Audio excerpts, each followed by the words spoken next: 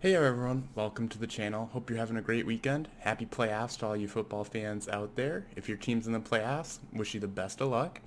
I just got back from seeing Scream at the theater. I had a doubleheader today with Scream and with Belle earlier, but we're here to talk about Scream, and yeah, just got back, so I'd like to share my thoughts and review with you. So with that, we will get into it. First off, I'll just read off a brief synopsis. So, 25 years after the original series of murders in Woodsboro, a new ghost face emerges, and Sidney Prescott must return to uncover the truth.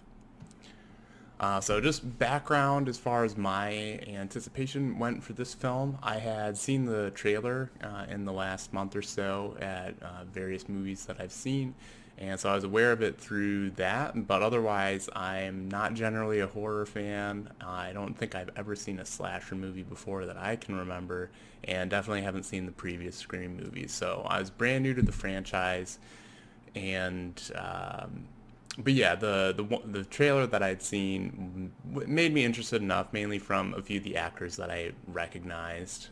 But with nothing else planned this weekend, I figured I'd go check it out. All right, so for this, I'm going to talk about what I liked about the movie and what I didn't like, and then end with just an overall coming out of the movie. How do I rate it? So the things that I liked about the movie. First off, looking at the cinematography for a horror movie, I thought it was pretty good.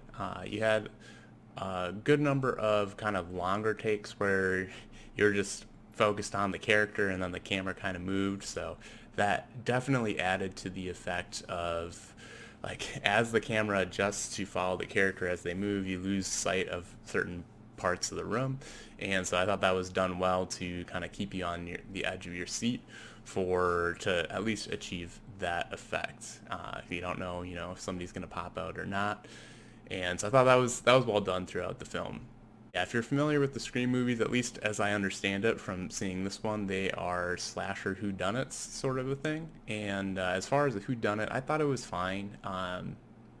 Yeah, they don't really drop clues to give you hints as far as like for you to be able to work out who did it on your own. That being said, you can certainly have your suspicions and formulate a hypothesis. You're just not really necessarily changing that as the movie goes on, other than knocking people off your list because they got the axe. So, that being said, it's so kind of for that reason, it's not necessarily something that you see coming. But given that, the hypothesis that I went with and my gut prediction did end up coming true. So I don't know if that makes it easy enough to see, or in my case, I don't think it was overly obvious, and I just found it rewarding in the end that I had made the right guess, even though there wasn't much to go off of. I thought the characters were good for the most part. I know it's when you get like teen casts, you can kind of have hit or miss on some of the characters. And I mean, it wasn't. I don't think it was like a stellar cast or stellar characters, but it was solid all around. I thought they all held their own in their parts for what they needed to play. And while like the nostalgia didn't hit me because I haven't seen the previous films, it was I'm sure good for those fans of the franchise to see the returning actors come back and to have I thought a significant part in the film. But the film did it well where if you're somebody like me and you're a newcomer to the film, you don't like I didn't feel lost watching it or anything. I just didn't have that added nostalgia boost that I'm sure a lot of people do have. So lastly, the thing that I found kind of most interesting with the movie, and I'm not sure if the previous Scream movies do this or not.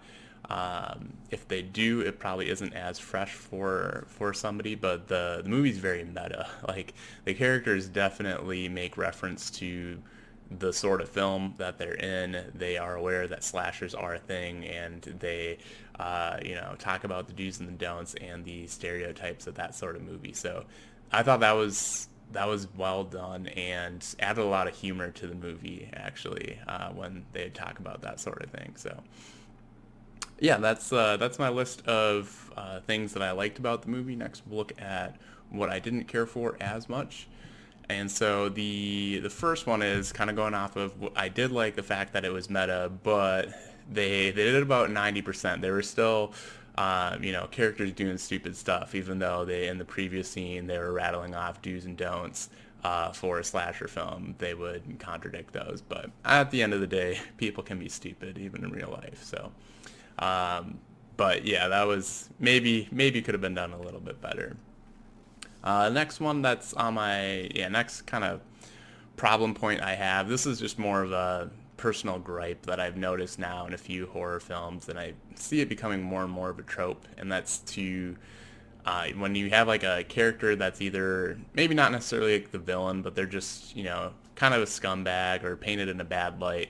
And it's very much the trope now to set up a character like that and then have them killed off by the villain or just circumstances. And I think it ends up getting you, it plays with your emotions that way. And I just find myself being careful not to get myself fully on board and be like, well, yeah, they're not the best person, but that doesn't necessarily mean that I'm happy that they're dying or that I think that it's justified that they're getting killed. Like, at the end of the day, I don't think whatever they did merits a death sentence, which is kind of what, at least subconsciously, you could maybe be thinking. But that's a pretty big nitpick, but just something that came up in this movie that I don't know. It's I've got mixed feelings on doing that in movies anyway. But yeah, at the end of the day, it's a movie and it's a character and it's not a real person, so it's you can still separate the two. But yeah, otherwise the music wasn't bad, but I kind of put it in my mixed feelings category. It wasn't anything that I think I'll be listening to on its own, but I thought it fit the movie. But yeah, it fitting the movie means that it's not something I want to listen to while I'm working and having, horror slasher music in the background. But it did its job without being memorable. So, yeah.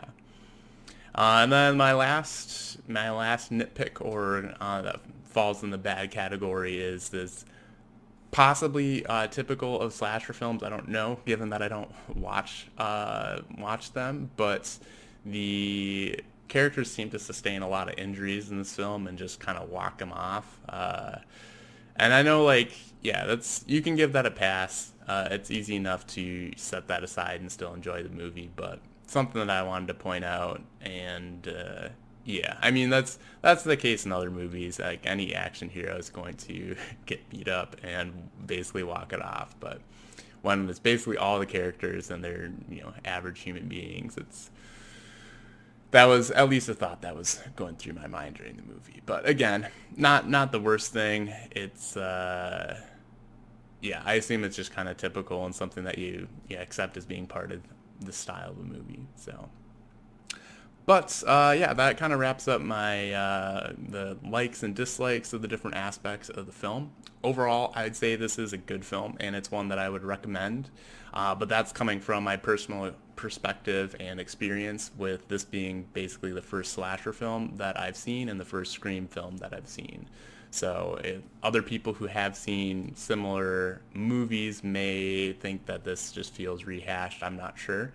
But for me, it was a new experience. I enjoyed it. I thought it was entertaining, and definitely something that I would recommend and worth the watch. Alright, so that does it for my review for Scream. If you've seen Scream, if you want to share your thoughts in the comments down below, be sure to head down there. Otherwise, if you've enjoyed this review, smash the like button and subscribe and turn on notifications so you don't miss my next review.